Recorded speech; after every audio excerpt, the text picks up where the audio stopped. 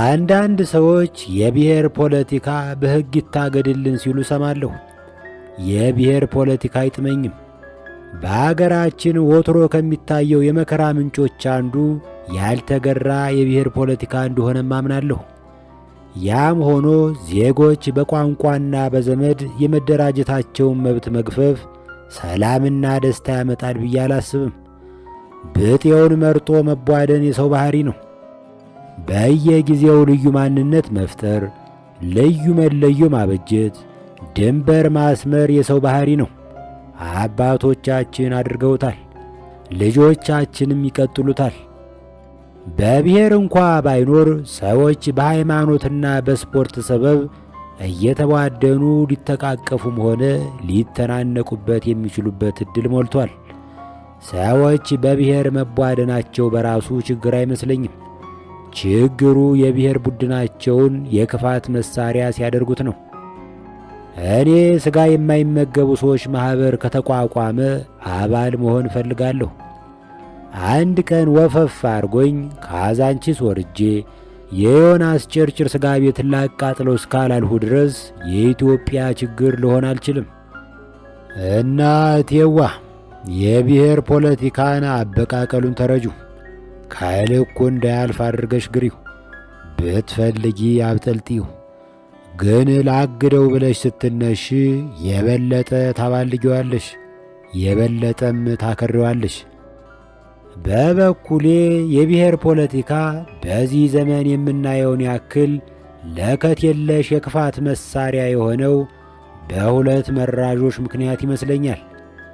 ቦዘን እና የሾቀ የትምህርት ሥርዓት። ቦዘን ብዙ ወጣት ሥራ የለውም፣ መሬት የለውም፣ ሰንደቅ ዓላማ እንጂ የኑሮ ዓላማ የለውም። አፍላ ዕድሜውን ያባከነበት ትምህርት መሰል ነገር ሥራ እንዲፈጥር የሚያስችል አቅም አላስታጠቀውም።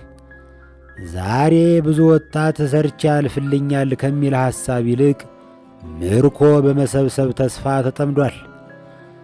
ችግርና ረሃብ ፖለቲካውን ይዘውረዋል። የተራበ ሕዝብ መሪውን ይበላል ይላል ኦቦ መረራ ጉዲና። እኔ አይመስለኝም። መሪዎች ምናቸው ሞኝ ነው። ራሳቸውን የተራበ ሕዝብ መንጋጋ የማይደርስበት ቦታ ማስቀመጥ ይችሉበታል።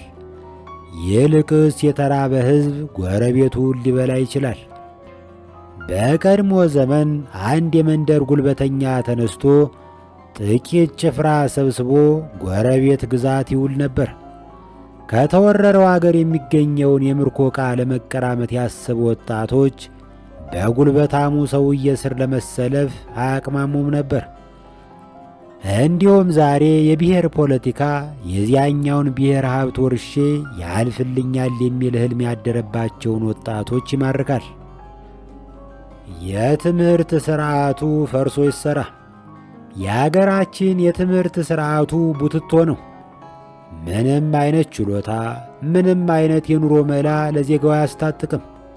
ችሎታ የሌለው ሰው ደግሞ የአገር ሸክም ብቻ አይደለም፣ ለእርሻ በታጨ መሬት ላይ እንደ ተቀበረ ፈንጅ ነው። ትምህርት ቤቶች ልጆችን ሰብስቦ ከማቆየት ያለፈ ፋይዳ የላቸውም። መንግሥት አገራችን ያልታደለችውን ነዳጅ ለመፈለግ ሲማስን ከሚኖር የዜጎችን የተዳፈነ አቅም ቆፍሮ ቢያወጣ ይጠቅመናል። ይህን ማድረግ የሚቻለው ቦትቶውን የትምህርት ሥርዓት ወዲያ ጥሎ በተግባራዊ ትምህርት ሥርዓት በመተካት ነው። የትምህርታችንን ሹቀት ለመግለጥ አንድ ነገር ላንሳ። ዳግማዊ ምኒልክ የተማረ አናጢ ስላልነበራቸው ቤተ መንግሥታቸውን ያሰሩት በውጭ አገር ግንበኞች ነበር። ዛሬ ቤተ መንግሥቱ ሲታደስ አናጢዎች የውጭ አገር ባለሙያዎች መሆናቸውን አይተናል። አይተንም በግብደው አፍረናል። የሰናይ ምግባር ችግር ይነሳል። መዋደድን፣ መከባበርን ለልጆቻችን እንዲያስተምሩልን የሃይማኖት ጌቶችን ማስቸገር የለብንም። የሃይማኖት ጌቶች ጊዜ የላቸውም። በሽቀላ በቅዱስ ዘይት ሽያጭና ጋኔንን በቃለ መጠይቅና በካራቴ በማባረር ተጠምደዋል።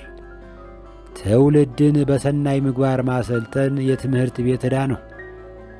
ልጆች ትሩፋት ቢሰሩ ምድራዊ ሽልማት፣ ክፋት ቢሰሩ ምድራዊ ቅጣት እንደሚጠበቅባቸው እያስረዱ መቅረጽ የዘመናዊ ትምህርት ድርሻ ነው። ስጠቀልለው የረባ ትምህርትና የረባ ሥራ የሌለው ዜጋ በብሔር ቀርቶ በመላእክት ስም ቢደራጅ ከማውደም አይመለስም።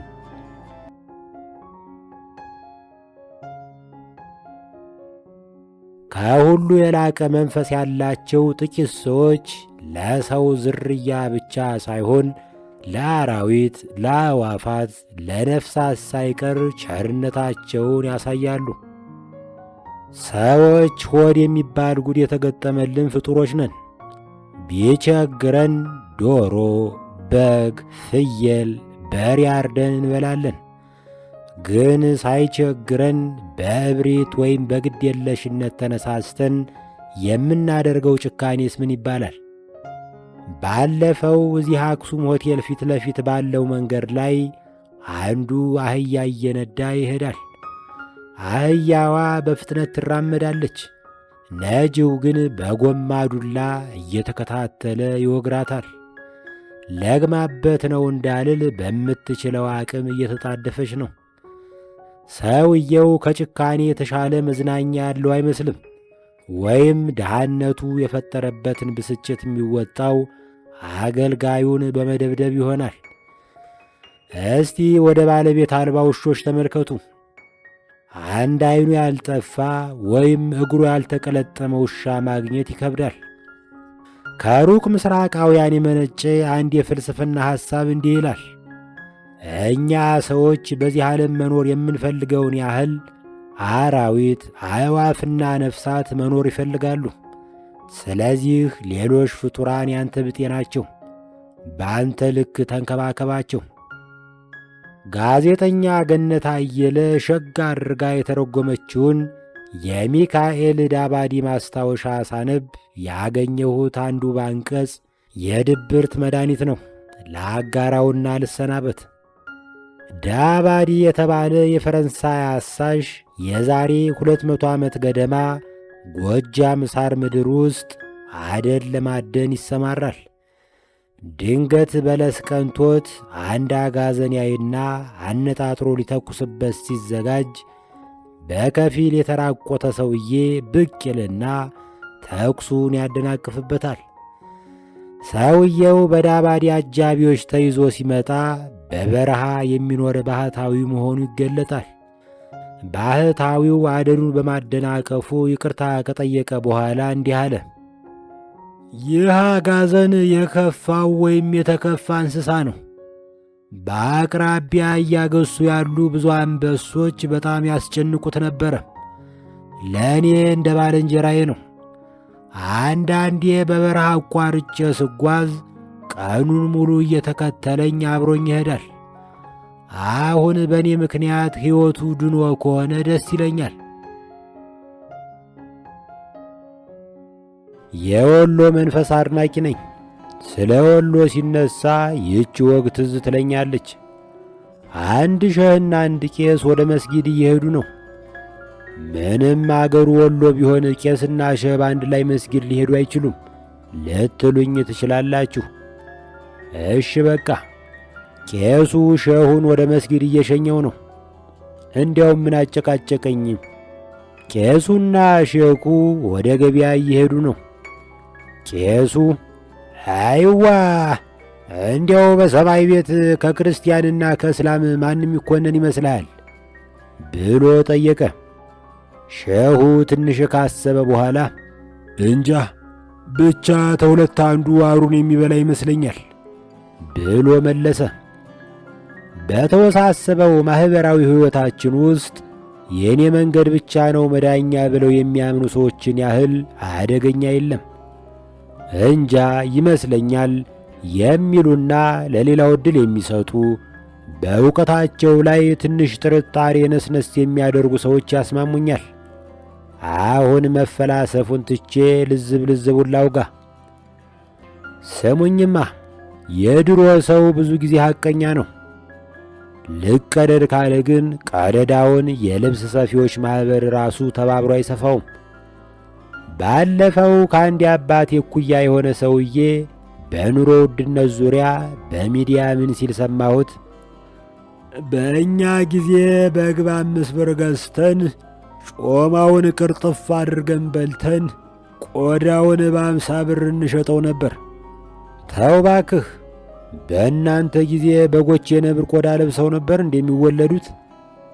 በቀደም አንዱ ዝንጥ ያለ ሬስቶራንት ውስጥ ሽሮ ይበላል። ሽሮው የቀረበለት እጀታ ባላት ድስት ነው። ድስቲቱ የሸክላ ጭልፋ ትመስላለች። እንብላ አለኝ። ሌላ ጊዜ የተማረከ ይሁን ብዬ አልፍ ነበር።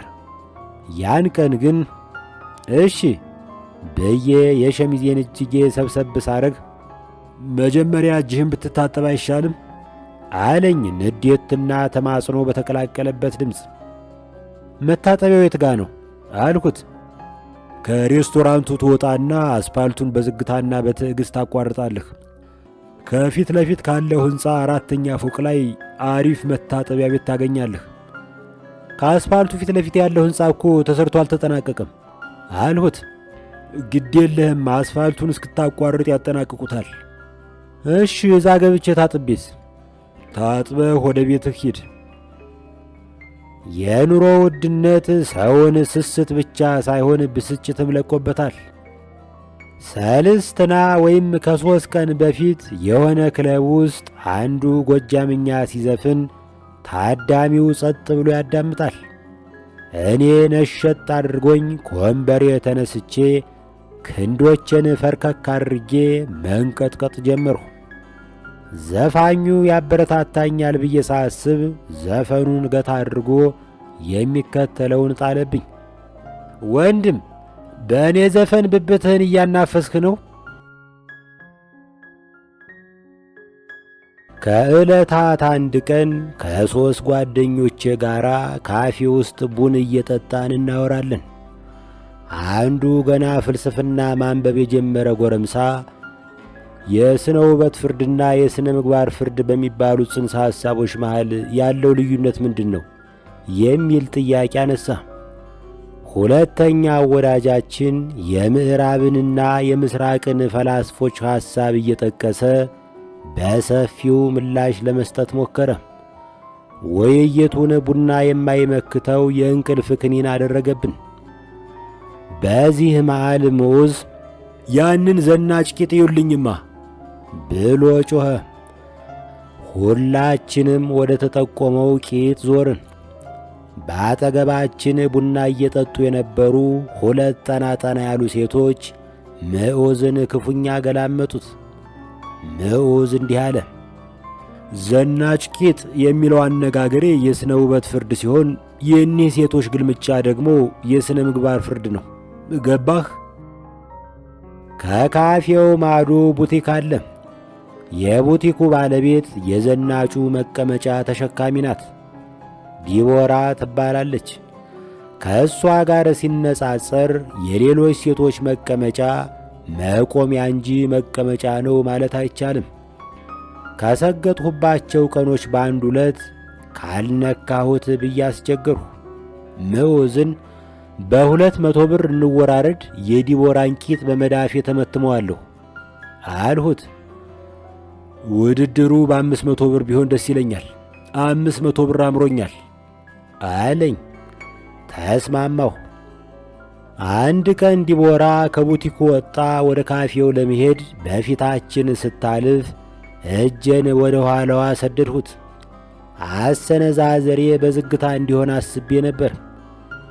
ዝንብ እንደሚያባርር ሰው ጣቶችን ገፋ አድርጌ ለመመለስ ተዘጋጀሁ። ግን እንደ ሐሳቡ የኖረ ማን ነው?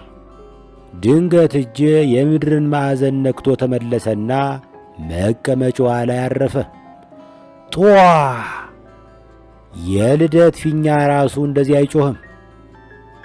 ትልቅ ሰው አይደለህም እንዴ አለችኝ፣ እሳት ለብሳ እሳት ጎርሳ እሳት ተንተርሳ። ለትልቅ ሰው ትልቅ ቂጥ አይወድለትም የሚል ምላሽ መስጠቴን አስታውሳለሁ። ለሕዝብ ማስተማሪያ ይሆናል ብዬ ነው እንጂ ከዚያ ቀጥሎ የተከተለውን ባልናዘዘው መርጥ ነበር። መዳፏ ፊቴ ግድም ውልብ ሲል ትዝ ይለኛል።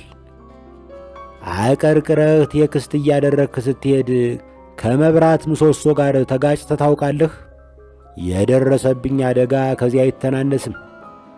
ከጥቂት ደቂቃ በኋላ በአቅራቢያው ወደሚገኝ ፋርማሲ ጎራ ብዬ ከምዑዝ በበላሁት 500 ብር የነስር ማስቆሚያ መድኃኒት ገዛሁ።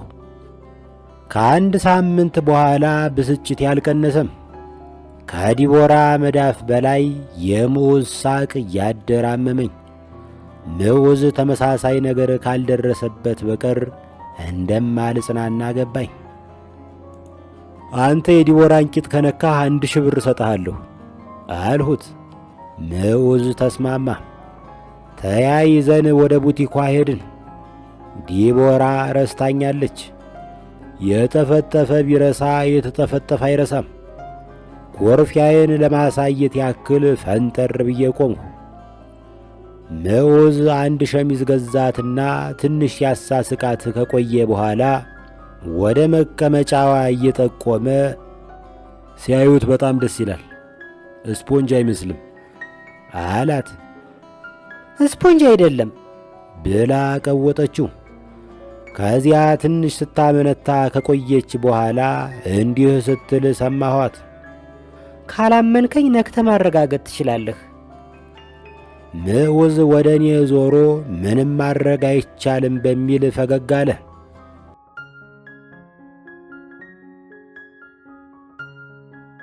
በየነ አሜሪካን አገር በፊላደልፊያ ጠቅላይ ግዛት የሚኖር ጓደኛዬ ነው። በየነ አሜሪካን እየጠሉ አሜሪካ ውስጥ ከሚኖሩ ዲያስፖራዎች አንዱ ነው። አሜሪካን የሚዘውሯት እፍኝ የማይሞሉ አይሁዶች ናቸው ብሎ ይከራከራል። በአገሩ ሕግ መሠረት ዜጎች ቤታቸው በግ ገዝተው አያርዱም። በግ ካማራቸው በግ ገዝተው ቄራ ወስደው ያሳርዳሉ። ከዚያ ሥጋውን አስጭነው ወደ ቤታቸው ይሄዳሉ። በየነ ግን ይህ ሕግ አልተዋጠለትም። በአንዱ ፋሲካ ዋዜማ ግድንግድ በግ ገዝቶ የተከራየው አፓርታማ በር ፊት ለፊት አሰረው። በግየው እሪ ብሎ መጮህ ጀመረ። የሕንፃው ነዋሪዎች ከየመስኮታቸው ብቅ እያሉ ድምፁን ትቀንስልናለህ በዲ እያሉ በየነን ተማጠኑት። በየነ ወደ ሕንፃው ነዋሪዎች አንጋጦ እያየ በአሜሪካ ሕገ መንግሥት ሰዎች ደስታ የመፈለግ መብት እንዳላቸው ተደንግጓል። ለእኔ በዓመት በዓል ቀን ከበግ ሥጋ በላይ ደስታ የሚሰጠኝ ድምፁ ነው እያለ አጠር ያለ ማብራሪያ ሰጠ። ከጥቂት ደቂቃ በኋላ ፖሊስ በሳይረን አካባቢውን ድብልቅልቅ እያደረገ ከቻለ። አንዲት መካከለኛ አምቡላንስ እየተብለጨለጨች ተከትለዋለች። ፖሊሱ ከአፓርታማው ፊት ለፊት ቆሞ በማይክራፎን እጅህን ከፍ አድርገህ ውጣ ብሎ አዘዘው። ምን በድዬ ነው አለ በየነ። አካባቢውን በበግ ድምፅ ረብሻል። አሁን የኔ ጉፋያ በግ ድምፅ አንተ ከምትነዳው መኪና ድምፅ በላይ ረብሾ ነው? እንዲያው ነገር ፍለጋ ነው እንጂ። በየነ አልተረታም። ፖሊሱ ወደ አምቡላንሱ ተመለከተ። አምቡላንሱ እዚህ ድረስ መጥቶ ባዶውን መመለስ እንደሌለበት አሰበ። እጅ ላይ ያለውን መሬት አስቀምጥ አለ ፖሊሱ። እጄ ላይ ምንም የለም ኦፊሰር አለ በየነ። ትዕዛዜን የማትቀበል ከሆነ ለሚደርስብህ ነገር ኃላፊነት አልወስድም። ፖሊሱ አንባረቀ። እጮኛዬ ካደረገችልኝ ቀለበት በቀር እጄ ላይ ምንም የለም። በየነ ተከራከረ። ጭራሽ አንተን በእጮኝነት የምትቀበል ሴት አለች አለ ፖሊሱ በሹፈት እየሳቀ። ድንበር ያለፍክ አልመሰለህም ጌታው? ምንም ቢሆን አበሻ ነኝ፣ ደሜ ይፈላል አለና በየነ እጅጌውን ከፍ ከፍ ማድረግ ጀመረ። ፖሊሱ በየነን በጠረባ ጥሎ እጁን ከሰበረው በኋላ አምቡላንሱ ውስጥ ጫነው።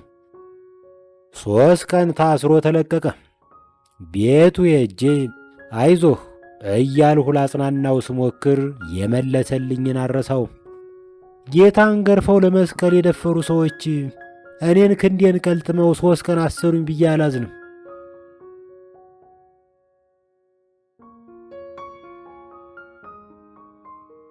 ዕድሜና ድንቁርና ለራስ አይታይም የሚል ጥቅስ የሆነ ጊዜ ላይ ወደ ወይራ ሰፈር የሚሄድ ባቡር ውስጥ ማየት ትዝ ይለኛል።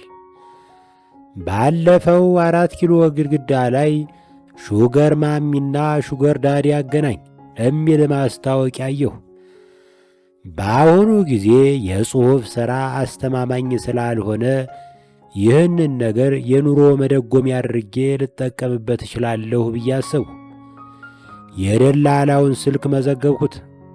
በቀን 2 ሮጥኩ፣ ፑሻፕ ሠራሁ፣ ጢሜን ተቈረጥኩት፣ ጸጉሬን በቅባት አስተኛሁት። ከዚያ በማበጠሪያ ቀሰቀስኩት። በመስታወት ፊት ቆምኩ። መልኬ ለክፉ አይሰጥም፣ በእርግጥ ለበጎም አይሰጥም። ሹገሬን በሐሳቤ ሳልኳቸው። ደርባባ ወይዘሮ ከ2 ብልቃጥ ሜካፕ በላይ የማይቀቡ ዘንጠው ከቤት ሲወጡ ሽቷቸው ሙሉ ክፍለ ከተማውን የሚያውድ ስማቸው ተናኘ ወርቅ ወይም ሌንሳ ወይ አብርህት ቢሆን ይመረጣል። ተገናኝተን አልጋውን ካተራመስነው በኋላ የሳር ትራስ የመሰለ ደረቴ ላይ ድፍት ብለው የደረቴን ጸጉሮች እየቆነጠሩ ትንሽ ትንፋሽ ውሰድና ወደ 7ኛው ዙር እንሸጋገራለን ሲሉኝ፣ እርሶ ግን እኔን ይወዱኛል ብዬ ስመልስላቸው፣ እንግዲህ ተግተህ ከኮተኮትከኝ ቱሊ ዲምቱ ላይ የማይፈርስ ባለ 4 ክፍል ቪላ አለኝ፣ እሱን በደሞዝህ ላይ መርቅልሃለሁ ሲሉኝ ወዘተ በዓይነ ሕሊናዬ ይመጣብኛል። ከጥቂት ቀናት በኋላ አገናኙ ደላላ ጋር ተቀጣጥሬ ተገናኘሁ። ገና ወንበር ከመያዜ ደላላው በሹገር ዳዲነት የስንት ዓመት ልምድ አለዎት?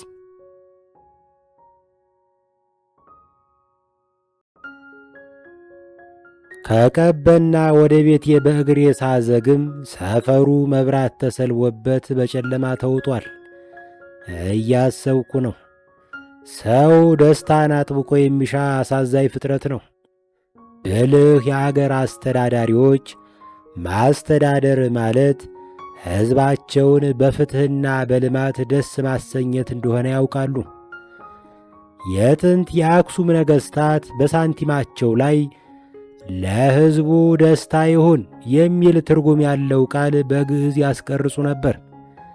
የአሜሪካ መሥራች አባቶች የሰው ልጆች ከፈጣሪ ከተሰጣቸው የማይካዱ መብቶች አንዱ ዘ ፐርሲዩት ኦፍ ሃፒነስ ነው ብለዋል። በአገራችን እስከ ቅርብ ጊዜ ድረስ ደስታም፣ ገመቺስ፣ ሐጎስ የተባሉት ስሞች በወላጆች ዘንድ ተመራጭ ነበሩ። እዚህ ላይ አንድ ባሰብኩት ቁጥር የሚገርመኝን ነገር ላንሳ። የረቂቅ ሙዚቀኛዋ የእማሆይ ጽጌ አባት ገብረ እግዚአብሔር ደስታ ይባላሉ። በአፄ ዮሐንስ ዘመን ከጎንደር ወደ ጎጃም ሲጓዙ ካስከተሏቸው መካከል እህታቸው ቄስ መምህራቸውና በቅሏቸው ደስታ የሚል ስም ነበራቸው። ከንቲባው ይህንን አስመልክተው በማስታወሻቸው ሲጽፉ እንዲህ ይላሉ። ደስታ ብዬ ስጣራ በቅሎዬም እህቴም ቄሱም ማናችንን ነው ብለው በአንድነት ይመጡ ነበር። ቀደምቶቻችን ይህን ያክል ደስተኞች ነበሩ ወይስ ምኞታቸውን በልጆቻቸው ስም እያንጸባረቁ ነበር? እስካሁን ያልተመለሰልኝ ጥያቄ ነው። በየዓመቱ የሚመጣ የደስተኛ አገሮች ውድድር ዘገባ አለ።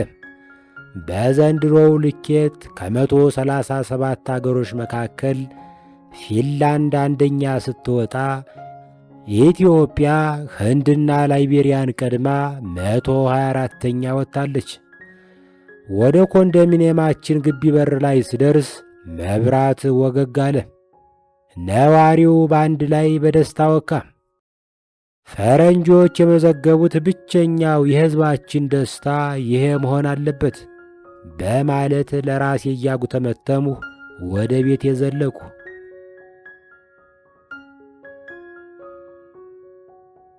ሀብታም መሆን የማልፈልገው በምክንያት ነው ጎበዝ። በቀደም እኛ ሰፈር የሚገኘው መሬት አስተዳደር ቢሮ ጎራ ብዬ ጎራው አልሁ።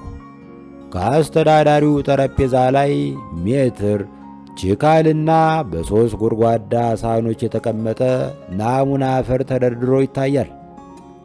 ምን እንርዳው አለኝ አስተዳዳሪው። የሆነች ቀለል ያለች 5000 ካሬ መሬት ፈልጌ ነበር አልሁት። የገበሬ መሬት ነው የፈለጉት?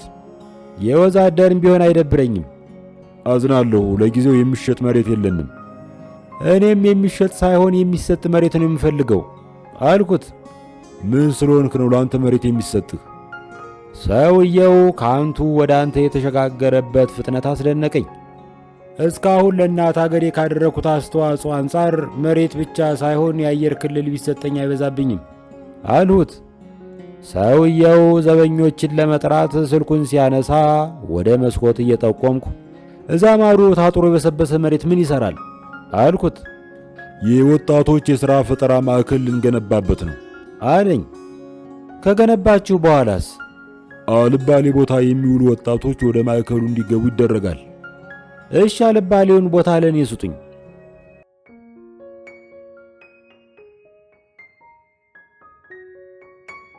ያኔ ገና ከላይም ከታችም ማቀምቀም ሳልጀምር የፍቅር ደብዳቤ በመጻፍ ኑሮዬን ደጉም ነበር።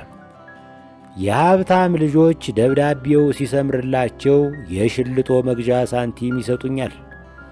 ጎልቤ ወንዶች ደግሞ ሰላም ይሰጡኛል። መቼም የእጅ ጽሑፌ ወደር አልነበረውም።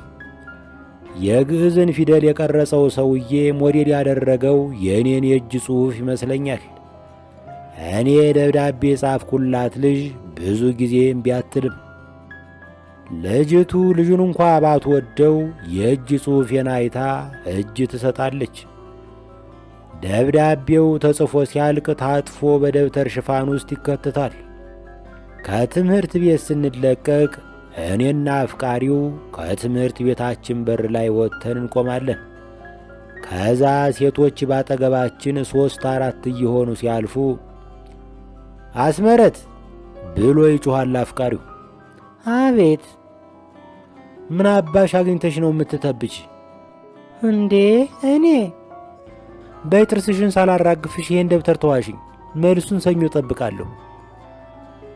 አስመረትና ጓደኞቿ ቤታቸው ከመድረሳቸው በፊት ከሚገኘው ድንክ ምሳና ዛፍ ስር ተኮልኩለው ደብዳቤውን እየተቀባበሉ ያነቡታል።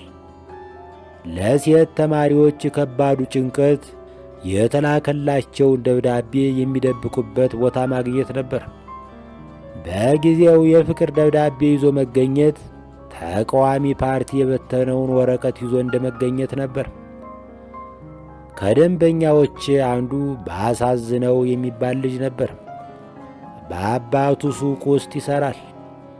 አንድ ቀን ደብዳቤ ጻፍልኝ፣ እሺ ካስባልክልኝ እንደ ልብህ ኮካ ኮላ ትጠጣለህ አለኝ።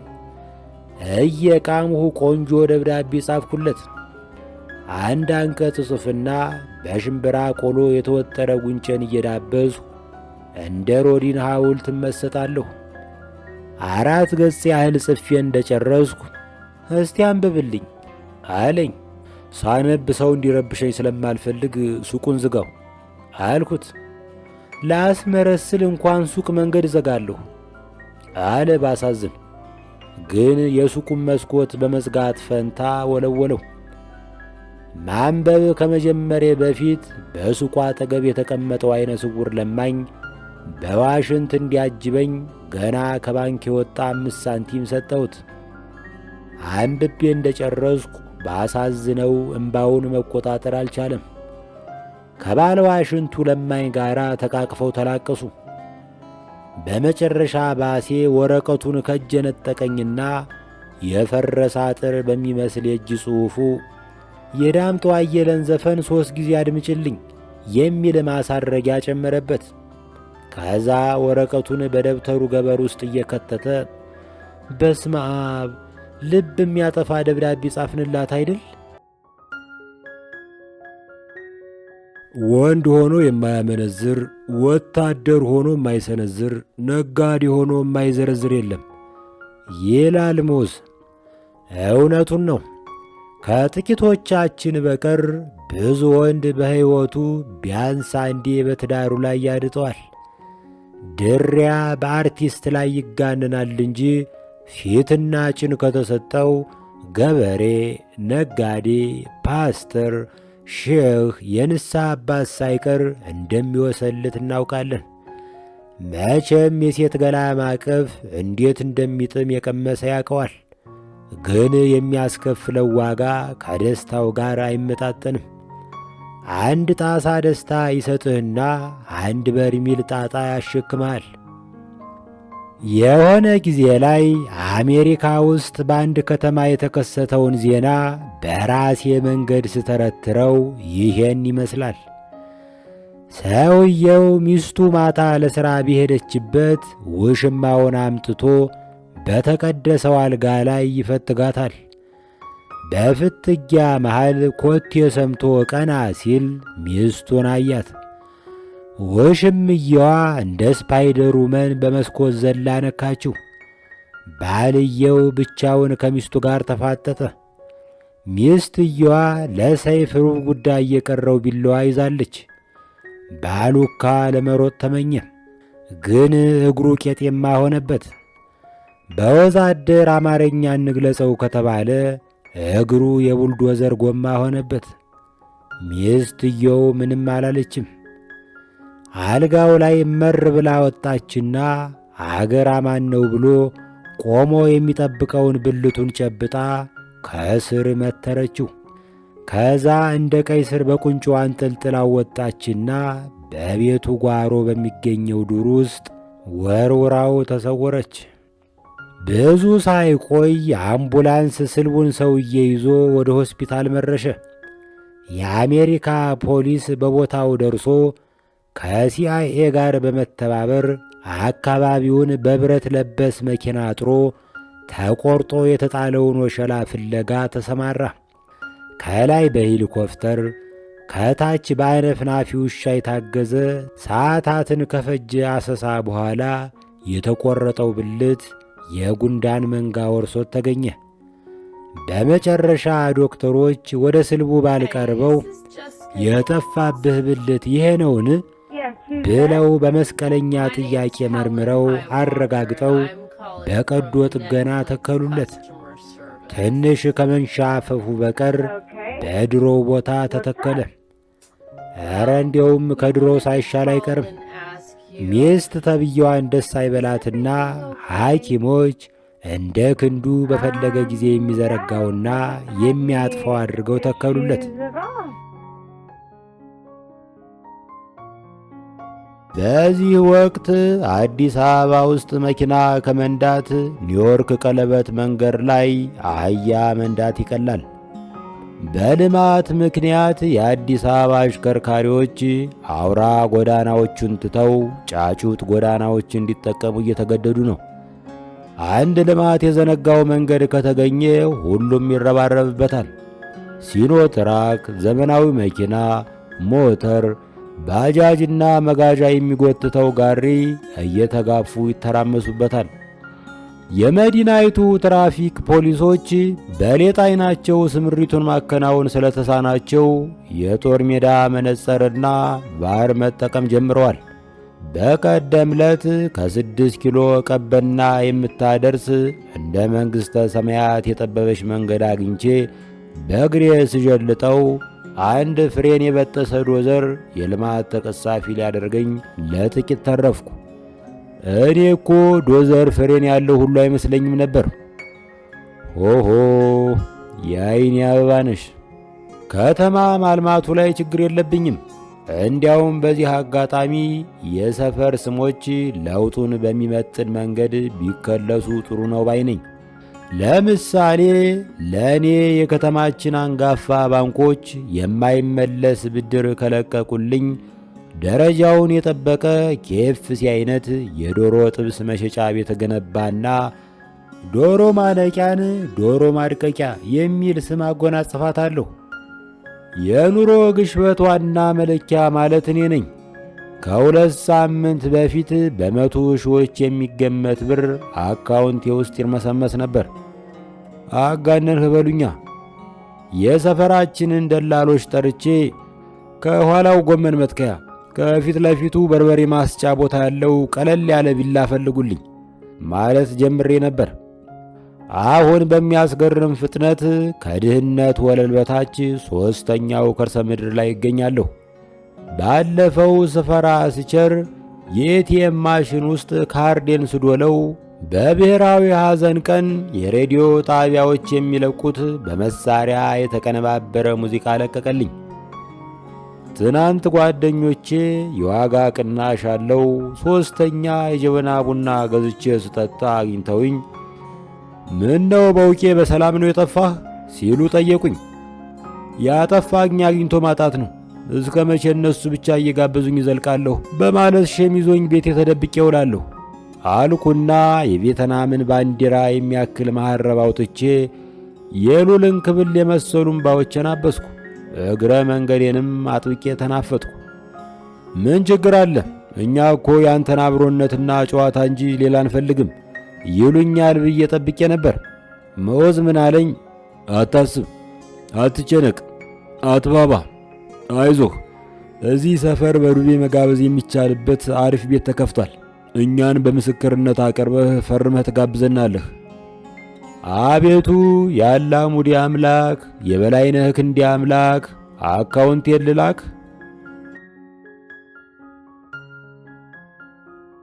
ከዕለታት በአንዱ ቀን ስሙን በማልጠቅሰው የአውሮፓ ከተማ ውስጥ ራሴን አገኘሁት። በማግስቱ ከአንዲት ዲያስፖራ ሴትዮ ጋር ካፌ ውስጥ በድንገት ተገናኘን። በውቄ እንኳን ደህና መጣህ አለችኝ። እንኳን ደህና ቆየሽኝ አገር ልጅ። የሥነ ጽሑፍ ምሽት ላይ እመጣለሁ። እጠብቃለሁ። ትንሽ ካወራን በኋላ የአጎናፍርን ጉድ ሰማህ የሚል ጥያቄ ያቀረበችልኝ። አጎናፍር በከተማው የሚኖር ዝነኛ ዲያስፖራ ጋዜጠኛ ነው። እኔ በከተማው በገባሁበት ቀን አጎናፍር ዲያስፖራው በሚጠቀመው የግሩፕ ቫይበር ላይ መልእክት ሲለዋወጥ በድንገትና በስህተት አንድ ፎቶ ያጋራል። ፎቶው ከአንዲት ሴት የተላከለትን የከፊል ዕርቃን ምስል የያዘ ነበር። የግሩፑ አድሚን ፎቶውን በጥድፊያ ጠፋው፣ ግን ዘግይቷል። አብዛኞቹ የቫይበሩ አባላት ፎቶውን ሞባይላቸው ላይ መዝግበው አስቀርተውት ነበር። ሴትዮዋ ሞባይሏ ላይ ያስቀረችውን ፎቶ አሳየችኝ። በምስሉ ላይ አንዲት ሴት በመራቢያ አካሏ ላይ ጣቷን ጣል አድርጋ ትታያለች። ደግነቱ የልጅቱ ፊት አይታይም። እኔም እንዴ ወይ ጉድ፣ ሰው እንዲህ ተበላሽቷል እያልሁ ምስሉን አጣጣምኩት። በማግስቱ ወደ አንድ ወዳጄ ቤት የሚያደርሰኝን አውቶቡስ ተሳፈርሁ። አውቶቡሱ ቀጣዩ ፌርማታ ላይ ሲቆም አንዱ አልፎ ያጅ አበሻ ከታች ሆኖ በውቄ አንተም ተሰደድህ እንዴ አለኝ። ለጉብኝት መጥቼ ነው።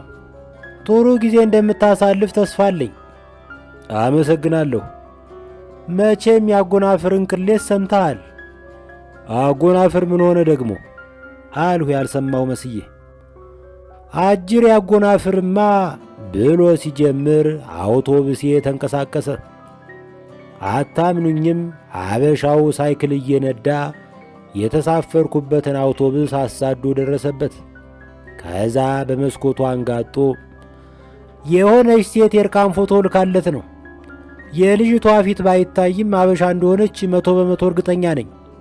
እኔና ጓደኞቼ የጣቷን ምልክት አይተን እያፈላለግናት ነው። እንዲያውም ራስህ ላሳይህና ፍረድ አለና ፕሪንት አድርጎ የያዘውን ፎቶ እንደ መፈክር ከፍ አድርጎ ሊያሳየኝ ሲሞክር የሚነዳው ሳይክል ከፊት ካለ የመብራት ምሰሶ ጋር ተላተመ። መረጃ ለማዳረስ ሲል የከፈለውን መሥዋዕትነት እያደነቁ ጉዞዬን ቀጠልሁ። በማግስቱ ከተሰደደ ረጅም ጊዜ የሆነው አበሻ ጋር ተገናኘሁ። ስናወራ ከቆየን በኋላ ድንገት አጎናፍር ተነሳ። ሰውየው አጎናፍርን በፖለቲካ አመለካከቱ ምክንያት አምርሮ እንደሚጠላው ለመረዳት ጊዜ አልፈጀብኝም። ለካስ እኔም ሳላውቀው የከተማው ወሬ እንደ ወረርሽኝ ተጋብቶብኛል።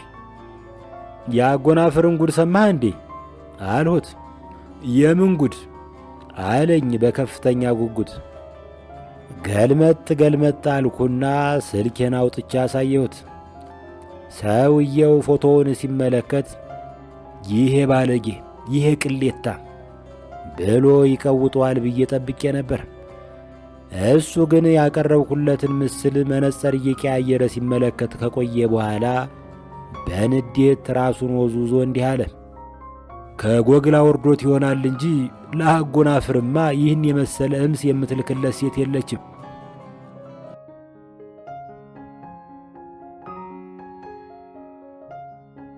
ትናንት ለሙዝ ደወልኩለትና ለእናቶች ቀን ምን ለማድረግ አቅደሃል አልኩት። የሦስት ልጆች እናት የሆነች ደርባባ ሴትዮ በመጀንጀን ለማሳለፍ አስቤያለሁ። ለጅንጀናው ማስኬጃ ደግሞ ከእናት ባንክ የተወሰነ ብር ማውጣት ይኖርብኛል። አሰለፈሽ ባር ገብተን እኔ የተልባ ጭማቂ እየጠጣው እሱ ዘገሊላ የተሰኘ ወይን እየጠጣ ስለ ሂሩት በቀለ ተነሳ። ከዚያ እንዲህ አለ። ሂሩት በዓለማዊ ሕይወት በነበረችበት ጊዜ ውብ ጆሮ ገብ የፍቅር ዘፈኖችን ዘፍናለች። ሞቷን ተከትሎ በየሚዲያው እየተደጋገመ ያዛገን ዘፈን ግን ሕይወት እንደ ሸክላ የተባለው ድብርት የሚለቅ ዘፈን ነው። ግጥሙ ምን ነበር የሚለው? ዕድሜ መገስገሱን ከንቱ ሰው ዘንግቶት ነገ አልፎልኝ ይላል ማለፉን ረስቶት አይቀር መንፈራገጥ ያው ሆድ እስኪሞላ ወድቆ እስከሚሰበር ሕይወት እንደ ሸክላ አለና በማሽሟጠጥ አይነት ከንፈሩን ጠመዘዘ። ምንድነው ችግሩ አልኩት። ችግሩማ ሰው በዚህ ምድር ላይ ለጥቂት ዘመን መኖሩ ሕይወቱን ከንቱ አያደርገውም። በጥቂት ዘመኑ ለራሱና ለወገኑ ብዙ ሥራ ሊሠራ ይችላል። ተደስቶ ያስደስታል፣ አገር ያቀናል፣ ያፈቅራል፣ ይመረምራል፣ ይፈጥራል። ችግሩ እንዲያልፍለት ተስፋ ማድረጉና ለማሳለፍ መፍጨርጨሩ ሰው አይበገሬ እንጂ ምስኪን ፍጡር እንዳልሆነ የሚያሳይ ነው። የኢትዮጵያ ባለቅኔ የተረገመ ስለሆነ የኑሮ ውብ ገጽታ አይከሰትለትም። ሕይወትን በመቀደስ ፈንታ እንደ ጉድፍ ያራክሳታል። ሕይወት ኃላፊ ነው፣ ውበት ረጋፊ ነው እያሉ ይነዘንዙናል። ውበት መርገፉ አይደለም ጉዳዩ። ከመርገፉ በፊት የታደሉ ሰዎች የደስታ ምንጭ ሆኗል። የአገሬ ከያኔ ችስታ ስለሆነ ሀብትን ይራገማል። ሀብት በጥረትና በአግባቡ ካገኘኸው በጎ ነው።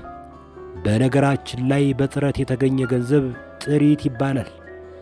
ያንተንም ሆነ የወገንህን አላስፈላጊ ሥቃይ ይቀንሳል። ተከትሎ አይሄድም። ሀብት የሥጋ ዘመድ ይባልልኛል ደግሞ። ሁኬርስ ሲጀመር ሀብት የሚፈጠረው ሕይወትን ለማገልገል ነው። ግን እውነት ለመናገር ሀብት ሞትንም መሻገር ይችላል። በልምላሜ ያሸበረቁ ውብ የመቃብር አጸዶችን መገንባት የሚቻለው በሀብት አይደለም ወይ? ያማረ የመቃብር ቦታ ደግሞ የተከበረ ሕይወት አንድ ቅጥያ ሆኖ ሊታይ ይችላል። በአጭሩ ለእኔ ሕይወትን እንደ ሸክላ የሚቆጥሩ ሰዎች የሕይወትን ጣዕምና ዋጋ አያውቁም። አንተ በሂሩት በቀለ ቦታ ብትሆን ኖሮ ምን ብለህ ነበር የምትዘፍነው ብዬ ጠየቅኩት። ሕይወት እንደ ሸክላ ጥብስ